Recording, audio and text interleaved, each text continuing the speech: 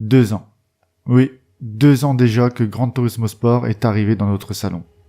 Que vaut-il après 2 années entières? Vaut-il encore le coup d'œil?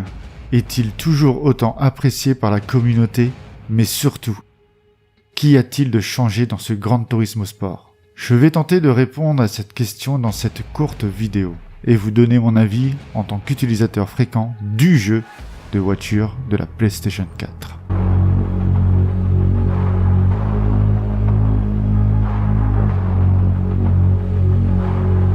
Sorti le 18 octobre 2017, chez nous en Europe, ce nouvel opus de la franchise Gran Turismo prend un nouveau virage pour se consacrer dans cet épisode entièrement à l'e-sport. Il en fait même d'ailleurs sa campagne publicitaire principale. Se situant entre un Gran Turismo 6 sur PS3 et un futur potentiel Gran Turismo 7 probablement sur la prochaine génération de la PlayStation, Polyphony Digital a pris le pari de se consacrer à l'essentiel, le jeu en ligne.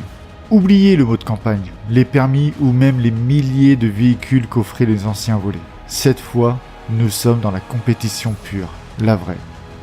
Critiqué à la sortie par la plupart de la communauté Gran Turismo et les critiques spécialistes pour son manque de contenu, Polyphony Digital a donc changé son fusil d'épaule pour rajouter du contenu et satisfaire la plupart de leurs fans.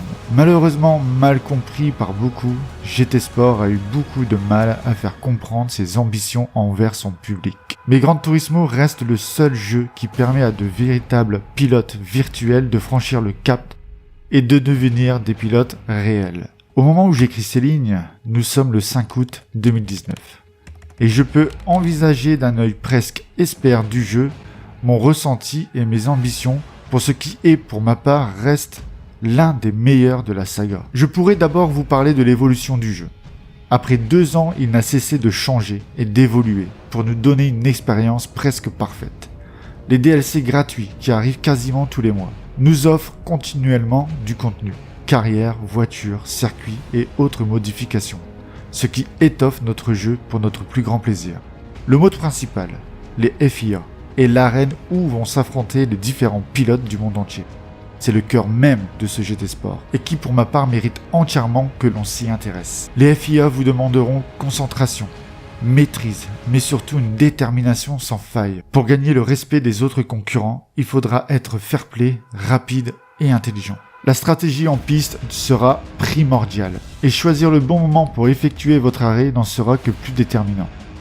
Attendre le bon moment pour passer son adversaire, le pousser dans ses retranchements et le pousser à commettre l'erreur qui vous permettra enfin de passer. Garder sa ligne lors des duels, les mains moites, la transpiration et le cœur qui s'accélère à chaque virage et au fur et à mesure des tours. Sentir son visage crispé par la peur d'un accident. C'est cela que procure pour moi le mode FIA chaque mercredi et samedi.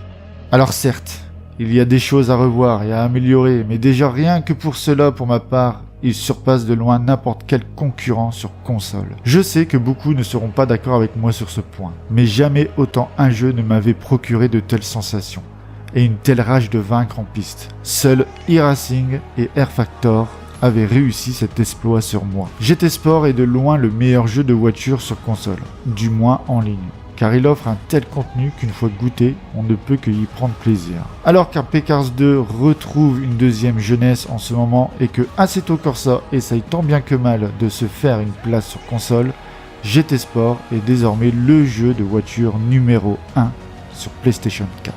Certes, il ne joue pas dans la même catégorie que ses concurrents, mais il arrive à dégager un je ne sais quoi qui fait qu'on ne peut que l'aimer. La communauté y est omniprésente et fait en sorte de créer divers contenus en ligne pour la plupart des joueurs. J'en ai d'ailleurs fait mon fer de lance lors de mes débuts sur la plateforme. Les équipes e-sport ou amateurs se créent de partout et commencent peu à peu à trouver leur équilibre, créant divers championnats et participant à des compétitions inter-teams comme on l'aime les appeler. Un inconnu peut sortir du lot et justement être connu et reconnu parmi la communauté et accroître une certaine notoriété envers celle-ci. Jomas, RC Snake, RC Atto, TRL Acnin, Fraga et bien d'autres sont désormais connus de tous. Je pourrais aussi vous parler des championnats Gran Turismo certifiés FIA et de ces compétitions en e-sport des finales européennes où les 30 meilleurs d'Europe s'affrontent pour une place en finale mondiale. Une compétition qui s'avère parmi les plus abouties en termes d'organisation. On peut y sentir la tension des pilotes qualifiés et les commentateurs des différents pays appuient ce phénomène. World Final FIA GT Championship. They're going to drive down the inside BMW. Oh, there's contact was there, and Lexus have gone through. Our pole sitter is off into the gravel.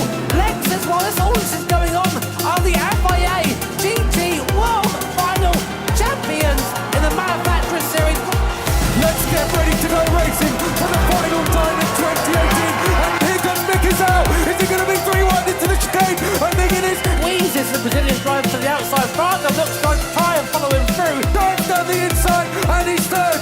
Fraga comes through. This is still anyone's game. And here comes Igor Fraga to the inside of Tony Lukowski. Your first FIA GT champion, Igor Fraga, wins the 2018 World Finals champion. Un championnat où on prend autant de plaisir à suivre en live qu'une course réelle. Comment ne pas parler de la FIA sans le système de pénalité qui fait autant débat dans notre communauté que la politique en France? Il faut bien se dire qu'un tel système reste difficile à mettre en place et est-il nécessaire de blâmer Polyphony Digital pour essayer de nous offrir quelque chose de bien calibré?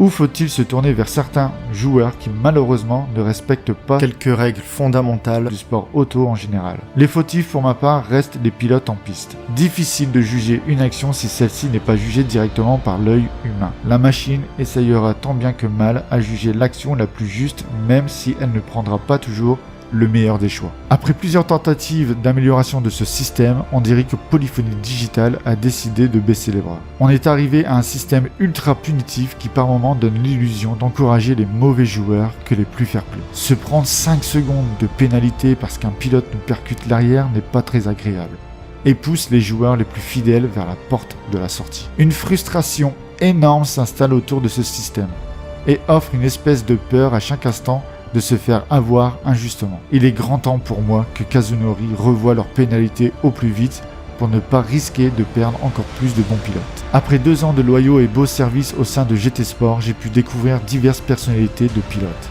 On peut aller du pilote très calme au pilote colérique, mais tous nourris une seule et unique chose, la passion. Cette passion qui nous réunit tous en piste.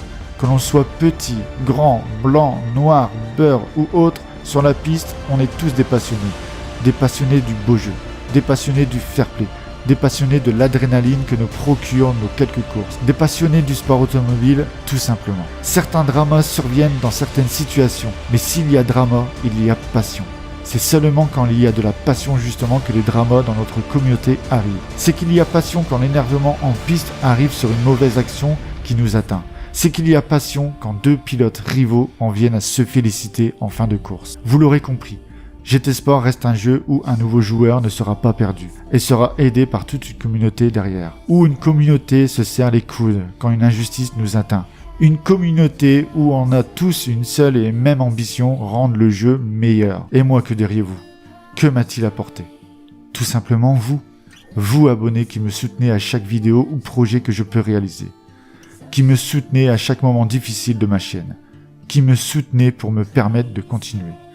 Il m'a apporté également des amis, Jacques, Pem, Arnaud et toute la famille PRST, avec qui je passe de très bons moments et sans qui mes projets ne pourraient pas aboutir. Je les respecte et les porte tous dans mon cœur. Sans GT Sport, jamais je n'aurais pu avoir ce que vous m'apportez. Je ne peux que remercier Polyphony Digital d'avoir créé ce jeu, car sans lui, je ne pense pas que j'aurais pu avoir autant de passion pour essayer de rendre les choses meilleures. Je n'ai pas intégré une communauté, mais une famille. Vous êtes bientôt 5000 à suivre mes aventures et mes coups de gueule. Mes moments de doute en piste, je suis un passionné et j'essaye de vous le faire retranscrire au mieux que je puisse faire. Je vous dis tout simplement merci. Et vous, que vous a-t-il apporté ?